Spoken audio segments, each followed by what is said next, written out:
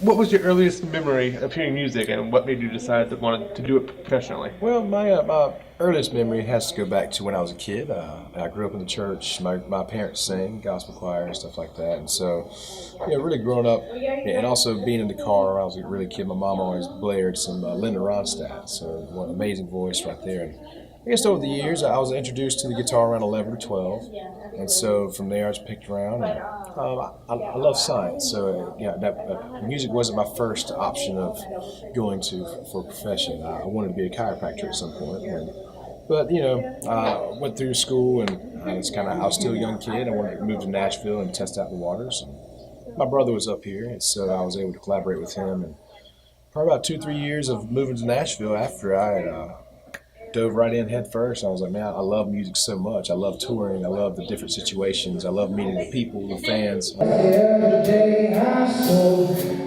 I won't miss you no more. Then you had to call just to say you were having a real bad day. You wishing I was wrong. You miss me now. Why did you?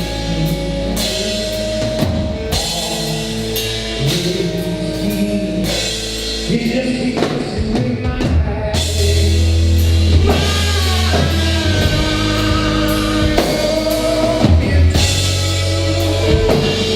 Always, he just keeps in my head.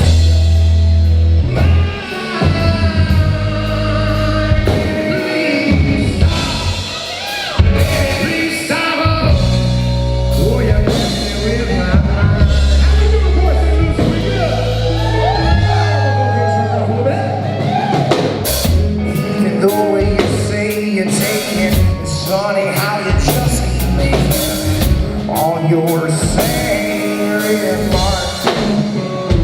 Like you don't wanna lose me, and you always said that you're always gonna be a big part in my life. Well, I don't know what.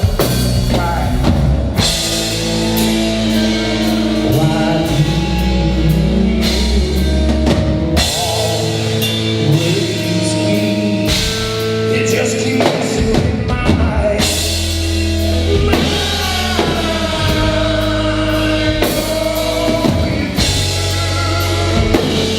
Always, it just keeps in my mind.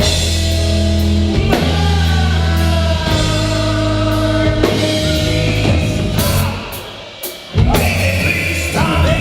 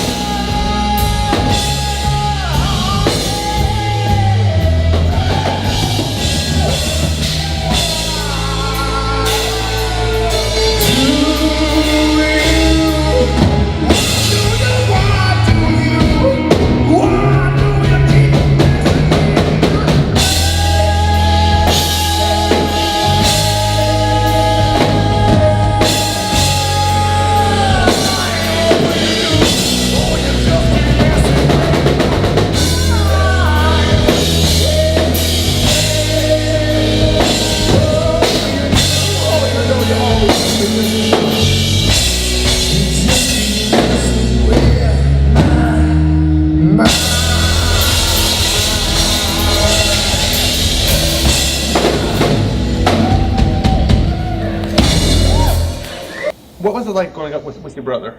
Oh, it's awesome, man. He's my bigger brother, literally, physically, and older. So, but I was always literally the little brother. So growing up as kids, we always tussled and stuff, and he would normally get the better of me. But and we're ain't like little brothers. We always tussled and stuff. But for some reason, when I hit high school, it kind of went from like a fighting thing to like a friendship thing. It was like, oh, we're like boys now. So 'cause when I finally got to high school, he was a senior and I was a freshman. And so it's kind of a weird kind of twist right there. We became more like friends rather than trying to beat up each other all the time. And so after that, man, he just he does his thing. I do my thing. He's got a family. He's got two boys and a girl. His wife Sarah. So we really I get to see him actually more on the road than I do at home. We both live in Nashville. But it's been nice growing up with him. Like I said, it's never been obviously there's always competition. It's just we're brothers. But it's not like a fierce thing, like a downgrading thing. I think if anything, it's a competition to push each other harder. Yeah. And so my brother's one of the hardest working dudes out there.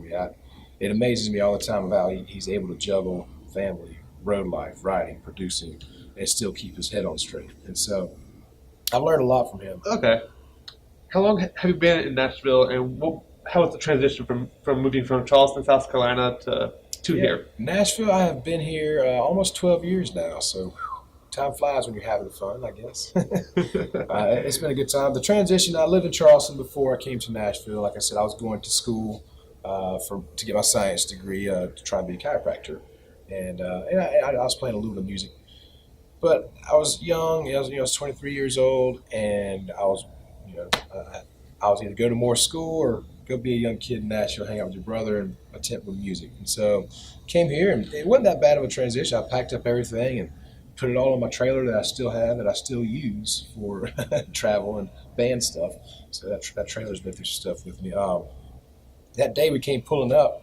I came pulling up, my whole truck full and trailer full, and he was throwing a little party for me. And a couple of his writer friends, like Rob Hatch and Kylie Sackler was there, and a few others were there. And so we came pulling up. He came walking outside before I even got out of my truck. He was like, "Lewis, I'll do anything to help you out. I'll be there for you if you ever need anything. But if you do something, you're going to do it on your own 2 feet, and you're going to make your own name in this town." And I said, "Thank you very much." That was one of the coolest things.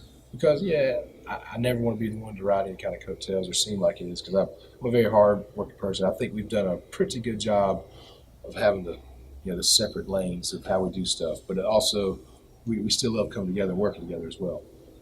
But the transition wasn't bad. I'm a pretty free-spirited person, and I've really enjoyed being in Nashville for so long. I've seen a lot of changes, and I'm kind of glad I got here when I did, because now there's so many people coming to town now. But I think I've been here long enough to kind of put a little bit of a staple there and kind of have my own little lane where people are like, "Oh, that's old Lewis Brice right there." So I don't realize it, but then when I go out, they're like, "Hey," I'm like, "Hey, what's up, man?"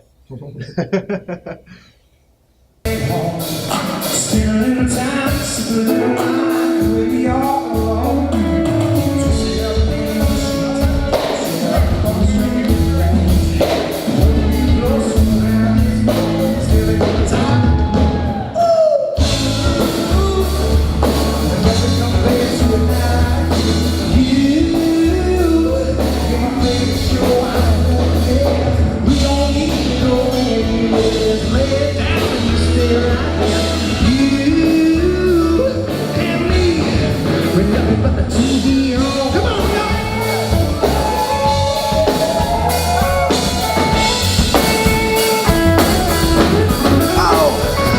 The dishes in the sink, you relax, I grab the drinks, I put a movie on, sing you a song, anything that you want.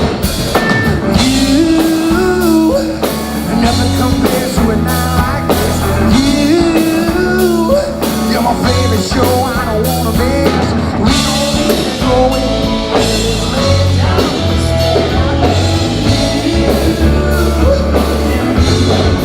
Nothing but the TV.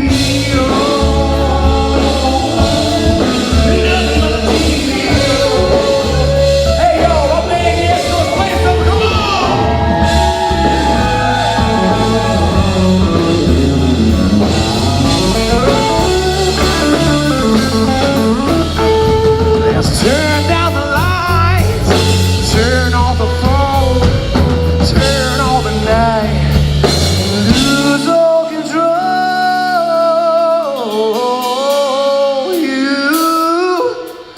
Nothing compares to a night like this. You're my favorite show, I don't wanna miss. We don't need to go anywhere, let's lay it down and just stay right here. You and me, we're nothing but the TV. You and me, we're nothing but the TV. You and me, we're nothing but the TV on. What was one of those songs that you thought wasn't that great, but your friends were like, "That's a great song"? Yeah, it was crazy enough. Like when we first wrote best ex ever. I was like, man, there's no way this song, everybody's gonna like this song. It's too quirky, too, yeah, that's crazy enough. Like that was my first single we released. I brought it out, and that was actually the song that kind of got the whole ball rolling for myself. Like the day we wrote it, I was like, man, that's really catchy, but nobody will ever write a song. You know, everybody want to hear a song about an ex, and with that quirky or whatnot. So, but yeah, that started the whole. I played it for my brother, and he was like, man, we got to start your record right now. That's the one. So and it's come across good. Like I said, it's set a good platform for me this year. And yeah, there you go. Best ex ever was the first one. What's the most rewarding part of your job? Oh man, the most rewarding part is there's so many rewards. It really is. There's a lot of work. It's really hard in different aspects. I enjoy all the different. I love the 15-hour drives in a van. I love dealing with the different people, whether they're nice or not. I love meeting the different people. I guess the biggest reward is when I go somewhere else. You know, I played at Coyote Joe's in Michigan not too long ago, and man, there were people there at a whole nother. You know, I've never really been up around Michigan except for them. There's people there that knew my songs. To hear people sing songs back that, you know, I'm from a small town in Sumter, South Carolina. Never thought that my music would be heard, you know, across the nation. But I still more and more. I mean, in California, I've done it, and people knew my music. So that's the really crazy, rewarding part. Like people actually reward. But then the most rewarding part is whenever a fan or somebody can come up to you and be like, man, I've never heard your stuff before. That's awesome. I can relate to this song. This song right here I can feel it's pushing me through a certain circumstance. And I think that's what I'm here for. I may or may not. I think I'm here for, you know, not necessarily to change somebody's life, but maybe to stop somebody from taking it or something like that. Just if they're having a rough day, and you know, maybe let them know they're not alone in some certain situations. Okay. So, what is your favorite drink? Favorite drink? Well, I kind of have two of them. Mountain Dew is my guilty pleasure because I grew up drinking. In college, I would get like a 12-pack at the beginning of the week. I'd wake up, drink a Mountain Dew for breakfast, take a Mountain Dew to class, drink it during class, come right back, drink another Mountain Dew for lunch. I would just drink so much Mountain Dew. Don't drink a whole lot of it now, but when I do, Mountain Dew is the one. It's either that or I guess they call it the Frank Sinatra. The Sinatra is just a Jack with 3 cubes. Are there any artists that you hope to work with at some point in the future? Yeah, there's quite a few. I mean, I love any kind of collaborations coming up. Gavin DeGraw is really good. He's not in country music, but I guess he's about to be. He'd be one. Dirk Bentley would be a great. I'd love to go on tour with him or do some kind of collaboration with him. He's one of my favorites. Yeah, probably in that world, you know, the sky's the limit in that question.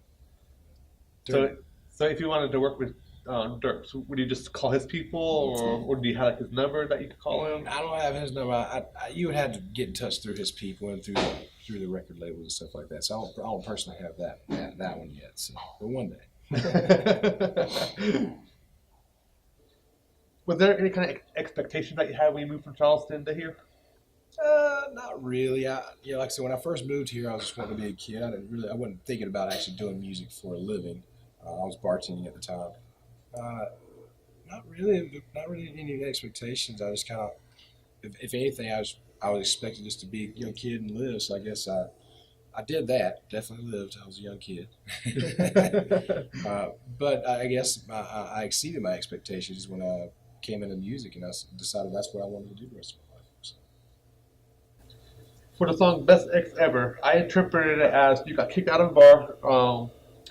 And you're having a bad night, and you call your ex to come pick you up, and she came to actually pick you up and took you wherever. More or less, that's pretty close to it. The actual story, I was in a place, I was in a bar hanging out, watching one of my buddies, Nashville band called Legion years ago, and I left there, and I ended up in a sticky situation where I had one collect call with my name, and so the collect call came from a undesired place to be at, but she answered the phone and was able to get in touch with all my people to get me out of the undesired place I was in. And so after that, I had to write a song about it. I was like, well, they were right. I was like, let's write a good song about an ex, but we got to go really extreme.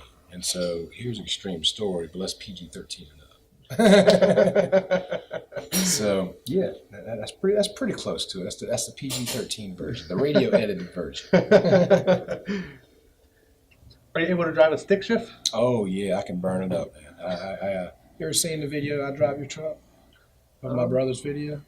I'm pretty sure I heard it. I don't think I've seen the Go video. check out the video. That's me driving the truck, and it's a 3-speed. So yes.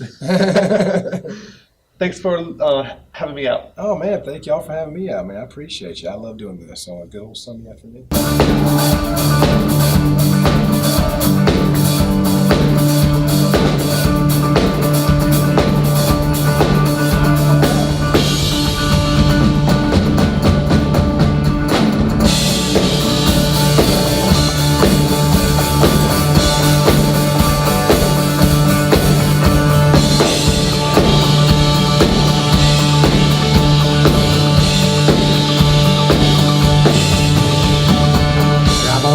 Chevy truck to turn over one more time. Another long day, another hard drive. Just waiting for 5 o'clock, just waiting for the bell to ring. Just waiting for everything to turn up now. Living the life, parking up front, parking in the back, doing anything I want. Dancing with the girl, hanging with the band, rocking the world with a drink in my hand.